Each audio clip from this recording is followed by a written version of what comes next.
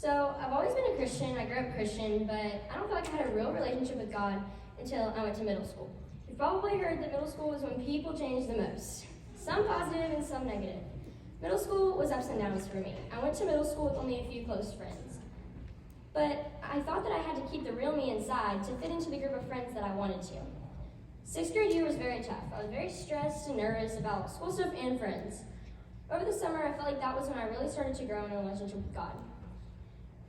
I think what started that was going to youth group. I felt like I could pour everything out of me, and I wouldn't feel nervous. I could literally have a conversation with anyone there about anything that I was going through, and that was so amazing to me. Seventh grade year started off really good. I made a few new friends that I felt like led me more towards God. They made me realize my worth and my purpose.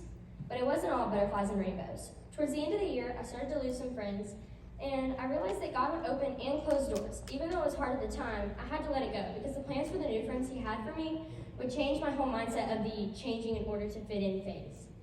Then fast forward to my 8th grade year. So weird. I had made so many super close friends so quick. Like within a week or so, I had a whole group of best friends. Not just some sort of friends here and there. These people were my best friends. I'm one to want to be friends with everyone, but I never expected that I would develop such a good relationship with a group of friends. These friends treated me so well and made me realize how worthy and powerful I was in God's eyes.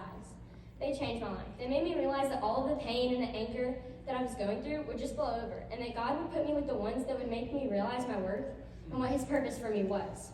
See yourself the way God sees you. God knows your worth. The ones who talk bad about you, the ones who don't think you're good enough, the ones who just use you for their own glory, and the ones who make you out to be a bad person when you aren't, don't know your worth. Confidence is silent. Insecurity is loud. Remember that.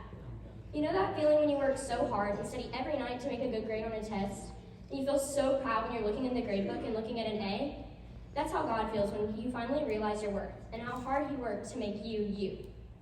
1 Peter 3:3 says, "Your beauty should not come from outward adornment, such as elaborate hairstyles or the wearing of gold jewelry or fine clothes.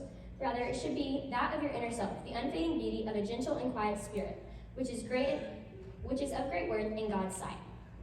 Thank you.